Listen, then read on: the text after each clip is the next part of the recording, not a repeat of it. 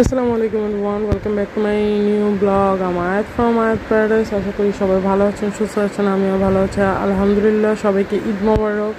তো আজকে দেখাবো আমি পায়েসের সহজভাবে রেসিপি। আপনারা একদম সহজেই আর কি বাসায় তৈরি করে ফেলতে পারবেন খুব স্বল্প উপকরণ দিয়ে।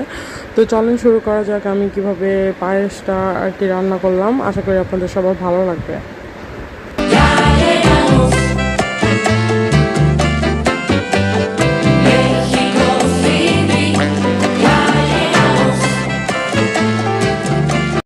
এখানে নিয়েছি আমি 1 কাপ পরিমাণ পোলাওর চাল, আর সাথে নিয়েছি কিশমিশ। চালটাকে আমি কিছুক্ষণ ভিজিয়ে রেখেছি।